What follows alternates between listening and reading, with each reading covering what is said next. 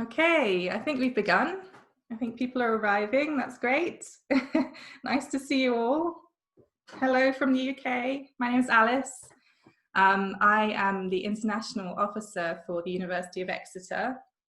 And I've been invited by BEB to just give you a short presentation about, hopefully to answer some of your questions about what's going on with us at the University of Exeter during the COVID-19 situation, and some of your kind of questions about confirming your place and arriving and visa, those sorts of things.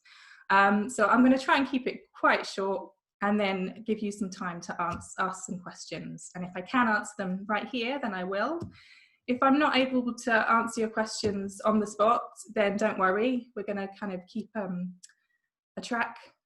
keep a record of the questions that you've asked. And if you leave your email address, then I will get in touch with you afterwards. So I'm going to go ahead and start sharing my screen, and we'll go through these slides. Let's go. Okay. So hopefully you're all seeing my screen now. If there's any issue with that, then Imran will let me know, I'm sure, but I'm hoping you're all seeing the slides on my screen. So yeah, as I said, my name's Alice Lowson, International Officer. I do visit Turkey when I'm able to, and I have visited before.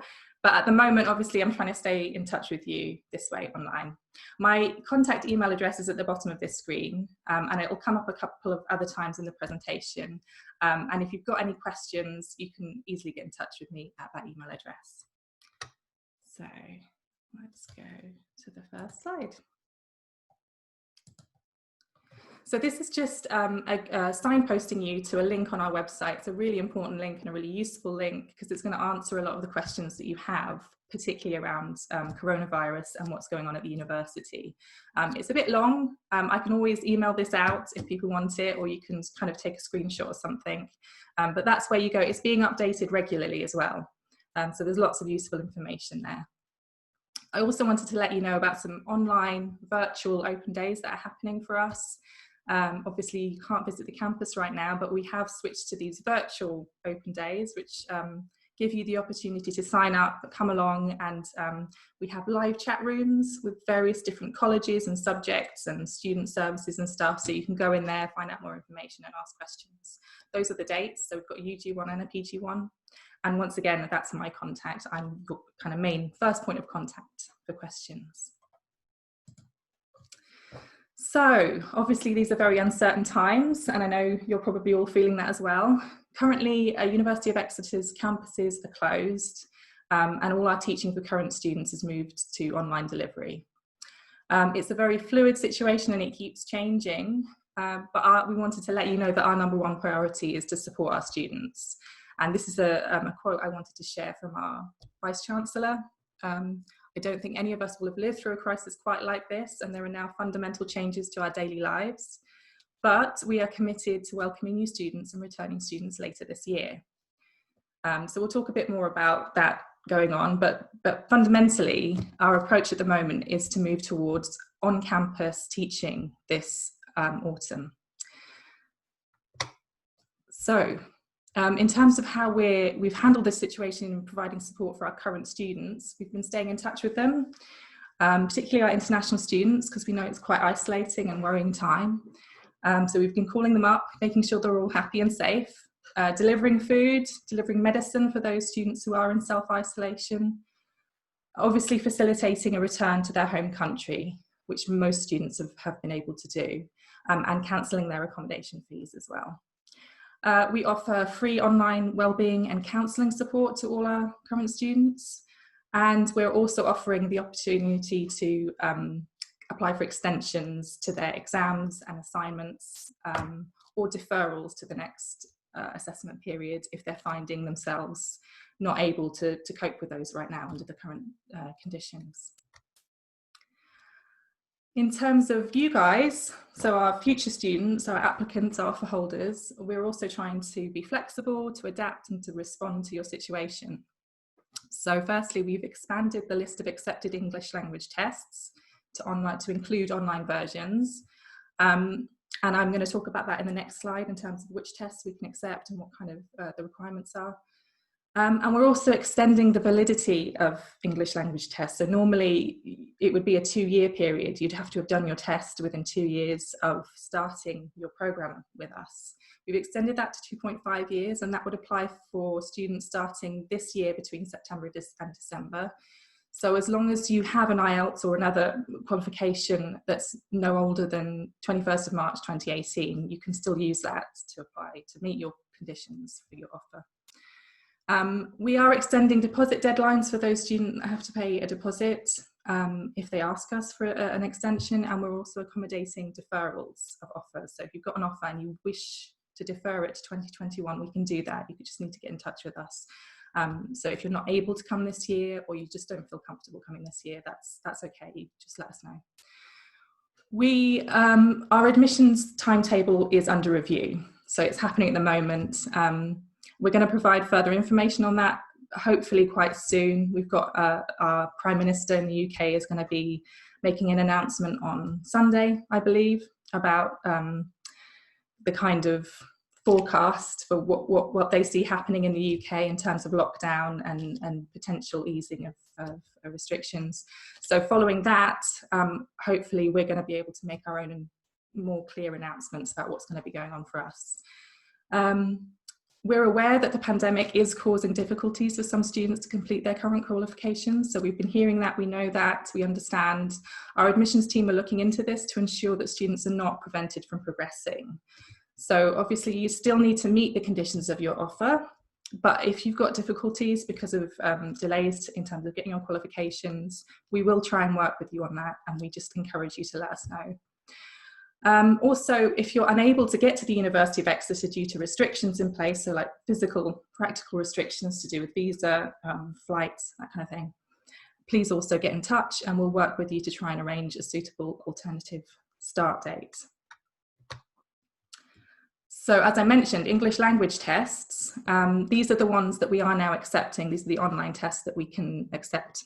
IELTS indicator, and just underneath there's an indication of the entrance requirements. This is all on the website, by the way, so if you do go to the website, either the information page that I put up earlier, or just go straight to the English language qualifications information, this will be there as well. TOEFL, IBT Special Home Edition, Duolingo, and Password. We also have, we're still offering pre-sessional and academic English, and that's delivered by Into Exeter, but it's online now. And that's done on 8-week or 12-week courses from between June and September. Again, all the information about that is on the website. If you've got further questions, you can ask them later, or please just get in touch with me by email. So that's the kind of summary of how things are currently being affected with coronavirus. And I'm just going to go through a few general things now, which are just to do with starting this September, accepting your offer, confirming your place, accommodation, that kind of thing, just very briefly. So confirming your place, in order to do that, you need to meet all the conditions of your offer, and you need to accept your offer. So in terms of accepting your offer, you can, if you're an undergraduate student, you do that on UCAS track. If you're a postgraduate taught student, you would do that by paying your deposit. The kind of final deadline for meeting the academic conditions of your offer is the 30th of August. And so that's as it is at the moment. Obviously, if the situation changes and our kind of start dates start to change and that sort of thing, things might change, things might be updated. So obviously keep in touch, keep an eye on our information page, and let us know how things are happening for you as well. The main thing to remember is that in order to, it's only once you've done that, once you've confirmed your place, that some of these other things can happen. So once you've confirmed your place, you will automatically receive from us a CAS number, and that's what you need in order to apply for your Tier 4 visa. There's a team at our university who can help you with advice about applying for a Tier 4 visa, what you need to do, how you go about it, and you can contact them at visaadvice@exeter.ac.uk. You will also need to confirm your place before you can do things like, before we can confirm your accommodation, before we can confirm your scholarship, before you can register. So these are all things that kind of come with your confirming of your place. Getting here. So once everything's sorted out and you're on your way here, this is just a reminder of where we are and the best ways to get to us. Obviously, we've got two main campuses. One of them is in Exeter. So the two main campuses in Exeter, and then we also have a campus down in Falmouth. And generally speaking, for students from Turkey, the most straightforward way to get to us is to fly from Istanbul to London Heathrow. And London Heathrow is just over here. It's 2.5 hours by train from Exeter. We have an airport meet and greet service, which is available to you as first time arriving in the UK as a student. And you can register for that online. So just go to the website. It's fairly easy to navigate to. And there's several trips up at start time at the beginning of the term. They can come from the Cornwall campus and also from the Exeter campus. So accommodation, we have a lot of university accommodation, as you probably know. We have halls of residence and we have various types of catered and self-catered accommodation. There's a wide range, and it's caters to lots of different budgets and lots of different requirements. Best thing to do is to go to the website. I've put the link there. You can take virtual tours of the accommodation and you can apply online there. If you have made Exeter your firm choice, then you can apply for accommodation online as of middle of April. So applications for that have opened. And then you should be ready to start in September. Obviously, bearing in mind that things are changing, and we'll keep you updated on that. There's also the option of private accommodation, so you don't have to stay in university accommodation, but we do have a guarantee for international students in their first year, and I'll talk about that in the next slide. You will be guaranteed university accommodation as long as you apply within a reasonable amount of time. But you don't have to do that. You can also opt for private accommodation, and for some students that works better because of the types of contract that they're after, or the type of accommodation they're after. There's lots of choice in Exeter. There's lots out there, there's lots available. And again, if you go to our website, I've put the link there, lots of advice and information about how to get in touch with various private accommodation providers. So in terms of the guarantee, we advise you to make your application by the 31st of July, and that's our accommodation guarantee deadline. Obviously, we'll see how things change, and if other deadlines change dramatically, that deadline may also change. But for now, it's the 31st of July. If your offer status is unconditional firm, in other words, if you've met the conditions of your offer prior to August, your application will be processed from May onwards, and an accommodation offer and contract will be sent to you between June and September. If that happens in August, then we'll try and get your offer and contract by early September. So this is just a brief overview of some of the kind of support that's here and available for you once you get here, once you join us. Because we understand it's pretty daunting being an international student coming to the UK, perhaps for the first time, and living on your own, and meeting new people, making new friends, starting new academic studies. So there's an international student support team, which I have mentioned, and they can give you advice about your visa, about finances, that kind of thing. They are based on campus, and you can contact them through our SID email address, or get in touch with them by phone or in person. We have academic support, so support for your academic studies. All our students will be allocated to a personal tutor, and that's normally an academic within your department, so within your subject area. You can go to them about academic problems, but also personal problems, and they can signpost you and try and help you out. There are the hubs. So we have information points, information desks throughout the university. There's the main one in the middle of campus in the forum, but also in all of the different academic colleges, there will be a physical hub, a physical centre with its own information desk, and often with its own cafe and sort of study centre or area. that's a really good first point of call, because they can signpost you and direct you to lots of different things. If you don't know where to go or don't know who to ask, start there. Health and well-being. So as an international student, when you do your Tier 4 visa application, you will need to pay the NHS surcharge. It's £300, but that will give you full access to NHS, the National Health Service, emergency and general care when you're with us. We have a student health centre on campus, and there you can register with a GP. We also have a wellbeing centre, and that provides free, at the point of access, confidential counselling support. The career zone, as well as giving you lots of support and advice for progressing your career after you leave us, they're also the great place to go to look for part-time jobs on campus. And as an international student, your Tier 4 visa will allow you to work for up to 20 hours a week. And then finally, clubs and societies. So in terms of settling into campus, meeting people, making friends, it's just a great place. It's a great thing to do. And University of Exeter is an extremely socially active, welcoming, friendly campus and university. We've got over 250 different clubs and societies in Exeter, and over 150 in Cornwall.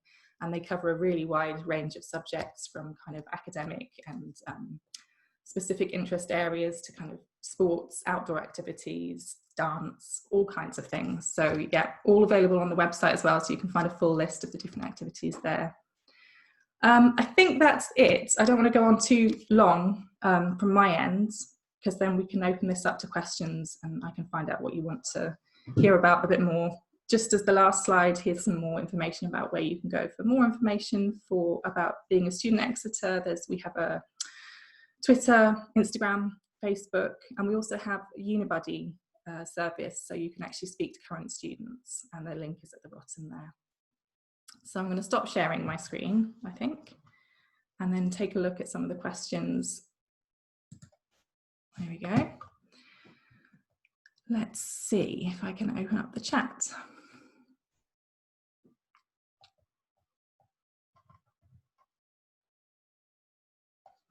So please do.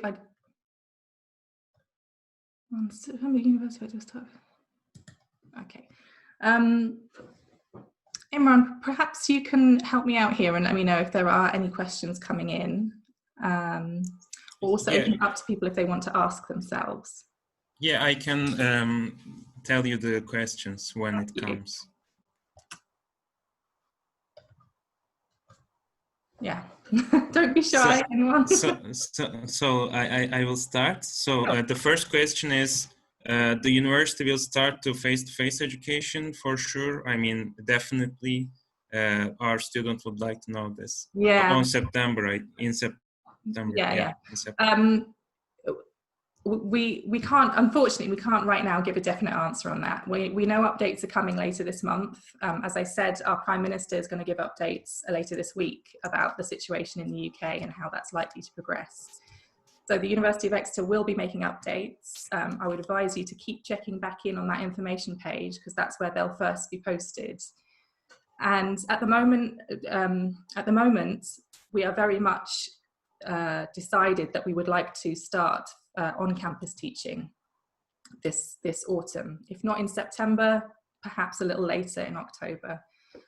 We obviously need to stay reactive if things don't improve dramatically, but we have, the people at the top have been making decisions and trying to keep an eye on the situation and just figure out which direction the wind is blowing. And at the moment, their feeling is that we're going to be able to do that.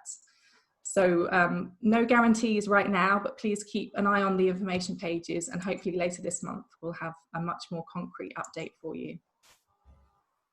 Thank you very much. So the second question, is there any chance to start PhD online and then continue face-to-face, like a combined PhD? Yeah, I see. So right now we're not, we've made no intention to offer online teaching to our new starters. Obviously teaching for our current students has moved online for now, and that's seen to be a temporary measure. At the moment, there's no plans to move 2020 new starters to online teaching. So I would say flexibility about start dates is there, but we are still looking at face-to-face on-campus teaching. So the third question is, do you have scholarship offers for UG students? Yes, so we have a Global Excellence Scholarship Scheme. It's for UG students, it's available via the sort of different colleges. So depending on what you're applying to study, there's slightly different schemes that are available. Generally speaking, they are not full scholarships, about £5,000, again, depending on the college, but generally speaking, £5,000 as a reduction in your tuition fee. They are being sort of allocated now for this coming year, 2020, but I think you should still be able to apply for those. Applications will happen through your offer. So if you have an offer and you are likely to get a grade they're merit-based. So if you're likely to get a grade, I think it's for Turkish students, it's about 88%. So there's quite high, that's for your Turkish diploma grades. Or if you're doing IB, it would be 1.7 and 2.6 high level. If you want to check in with me then please get in touch by email and I can let you know a bit more information about the scholarships and how you can kind of get access to those. Otherwise, go to the website. If you enter Global Excellence Scholarships on the website, you'll be led to all the relevant information about that as well. Okay, the following question is about, is there any chance to start UG online? Again, I think as with the previous question about PhD online study, at present there are no plans to start studies online for new starters this year. So we are aiming for face-to-face on-campus teaching. When exactly that will begin will hopefully be decided quite soon. But unless things change dramatically, we're not likely to go with the online teaching option. So one of the participants applied for the scholarship and it's almost 3 months have passed. So he would like to know when it's gonna be announced. Yeah, is this Feridun?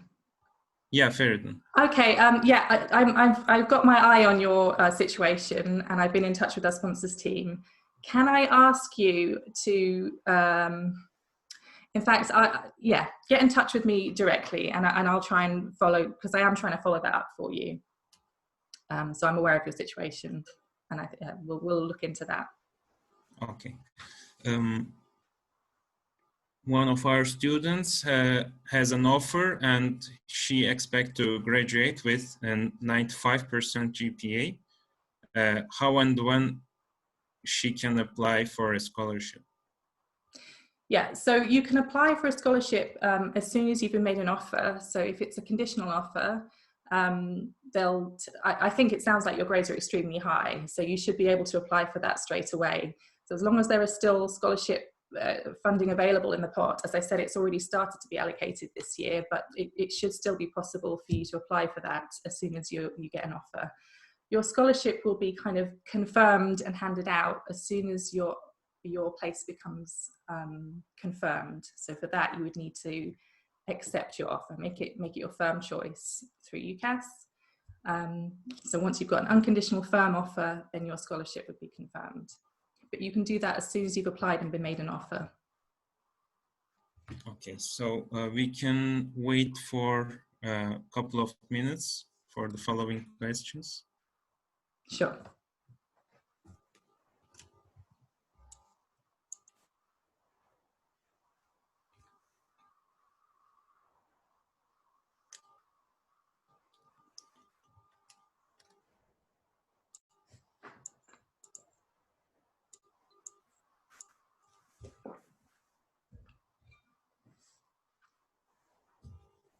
If you don't think of a question right now, but you think of one later, please do get in touch with me. Or with British Education, BB.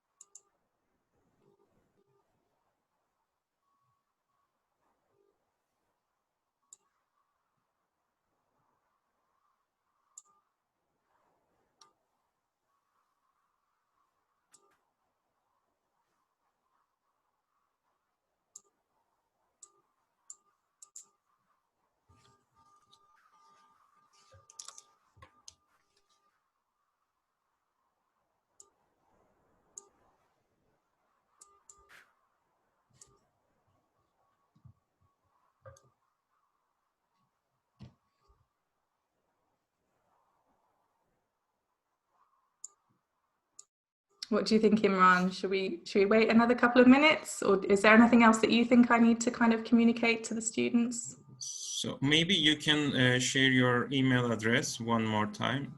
Yeah. You can share your screen, and so there is also one question. Mm-hmm. One of our students and his mother came to your university, to the University of Exeter, around the 1st September. Yeah. Hi, how are you doing? Yes, I do remember. I hope you're well. Great. Okay, I'm going to pop my contact details back on the screen. If I share the screen again.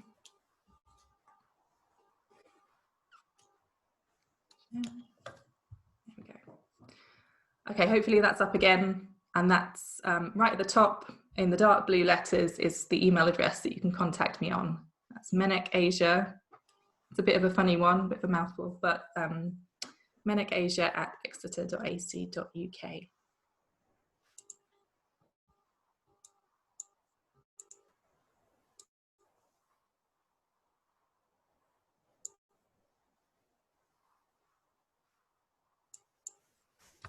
So I think there is no more following questions. Okay. So we can complete maybe the meeting. Okay. Well, thanks very much for setting it up. Thank you for your great presentation. No problem. I hope it was useful. And like I said, if any more questions come in to you yourselves, then let me know. Thank you very much. Have a great day. Thank you. You too. Bye-bye.